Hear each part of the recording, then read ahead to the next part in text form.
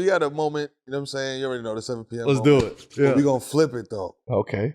We gonna flip it on you, champ. You gotta, this is Olympian Melo we talking to right now. Yeah. You sat in an interview in Paris, right? Oui. And they asked you about trading your gold medals for an NBA championship ring. You said that was the first time you have ever asked that question, which is crazy. Mm-hmm. And you said no. Would that have been a different answer for you a couple years ago, in the future? Mm-hmm. Maybe you change your mind, whatever, but... You'd have asked me this years ago, I would have said NBA championship. Mm. Without a doubt.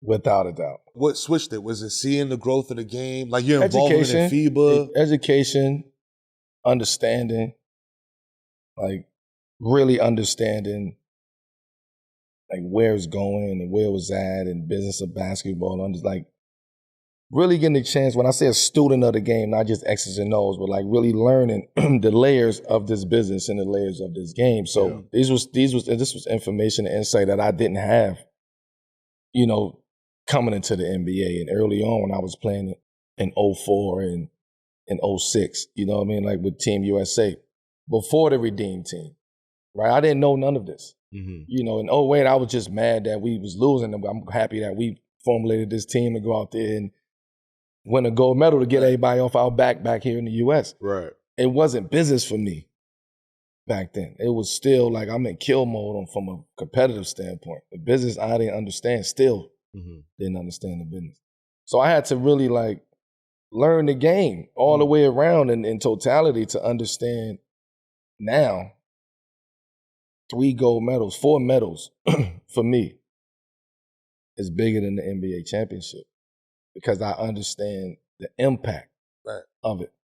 Not everybody wins a gold medal. Not everybody wins a silver or a bronze, right? It's a handful of athletes from our country that we can say has won medals, let alone gold medals. Right. So when you have that perspective, that's a whole nother perspective. Yeah, of course, I won an NBA championship, and we all do.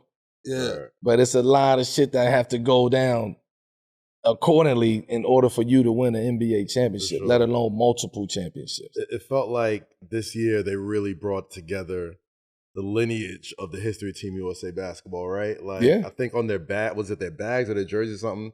They had like the history of each player that wore that number. Which I think was super dope. So dope. Because you get a chance to go back and storytell and like we could look at, so now it brings conversation. Yeah. Right. It's like, oh, so who you had David Robinson on your shit. David Robinson played. He was, and now you can go back and do your own research and your own history. Like to me, that's knowledge of self, right? Somebody giving you that information, you taking back and you go do your own knowledge. Now you become enlightened. You get what I'm saying? You have an understanding of this wisdom. So for me, it was more, I had to learn the game all the way around to appreciate the fact that 4 medals is hard to do. And I know people are going to say, well, you had the best players on the team. You had this.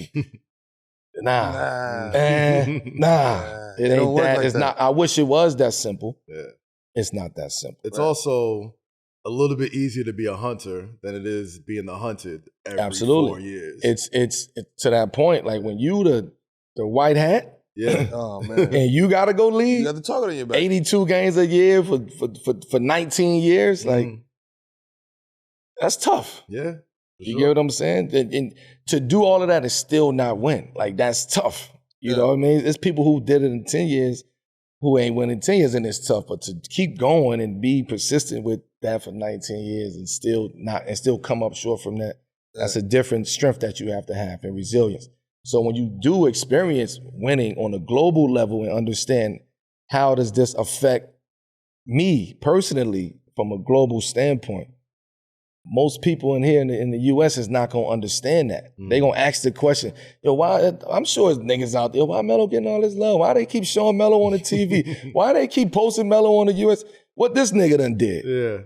I know that, I know this was what happened, was being said. I can only imagine. Yeah. I would be saying the same shit too. Like, damn, why this? But you ain't got the perspective, you ain't got the understanding that this is a whole nother world over here. Right. I'll say this. You get what I'm saying? And my son saw that part. He saw, damn, Dad, like, oh, I thought it was just the Kobe's or Michael Jordans or LeBron. He's like, nah, Dad, like, your shit is different. Like, you can imagine if they loved you like this in the States? Like, this is what he's saying. Bro, I want to get to that. These are people that I don't even know these people. You know what I mean? Like, bro, that's why I enjoy it, and I sit there, and they love me for being myself. Yes. I can go be myself.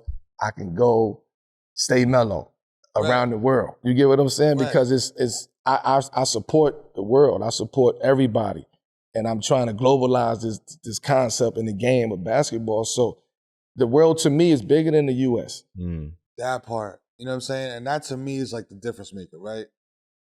Because you might, some people will trade an NBA championship ring for the medals, but to me, the fact that you an Olympic gold medal, a medalist, period, but Olympic gold medalist, bro, the Olympics is old as fuck, bro. You've won. That's real, man. You've achieved greatness in something that's been going on, bro, during world wars. Right. And bro, you know what I'm saying? To add on to that, to add on to that, right? It's people don't understand what me personally had to go through and deal with the Olympics. And I say that from a standpoint of becoming woke. Standing for what I stand for. Wanting to protest in the Olympics and like having people call real conversations like these are powers that be. Having real conversations about Melo. Don't fuck this up. Like, don't go there. You get what I'm saying? Like, I'm not fucking with, like, as I became older and more aware and understanding, and it's like, to your point, like, Olympics, what? This ain't adding up. Nah, I'm not doing that. Nah, you niggas is bugging. So now I'm ready, and this is the era, like 12 to 16 was where everybody started to become woke, protesting, marching. Now we dealing with shit here in our own backyard. For sure. And I gotta go over there and play. Nah, I'm on that type of timing. These are conversations that, Melo, no.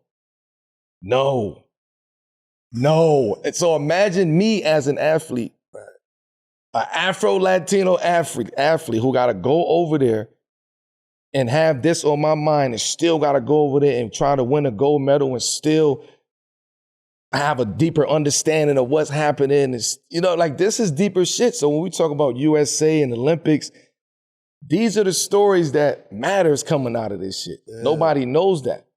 It's a million other stories that's out there. It's a guy who just left his country and got asylum in Germany, who just want to go for his, you get what I'm saying? Like, these are stories that's actually real fucking stories. Athletes can't go back to their country. Like, this is real shit that we dealing with. So again, as an athlete, people don't see that side of it.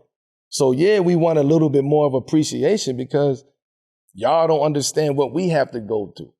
Y'all not gonna see this until they start talking about this time 30 years from now, the way that we talk about Mexico 68. Right. You see what I'm saying? Like, they ain't gonna be appreciated till down the line. So this is the type of time that I'm on. Do you think, I'm gonna get to that question in a second, but do you think that's a reason why folks like Jaylen Brown, Kyrie Irving, the guys that are a little bit more outspoken? It's a fact. It's unpatriotic in a sense. You get what I'm saying? Nah, you ain't. To some people, that's contradictory. How you gonna say this and then gonna play on the USA team? Like, nah. You get what I'm saying? So that's a whole nother level of deep thinking, and it's. I think in this situation, the team was already put together. Like, them guys wasn't in the mind of the team that's being put together. And that's just what it was. It wasn't like they left them off on purpose. It's just when we think about putting this team to go represent USA, this is the group that we ain't think about nobody else.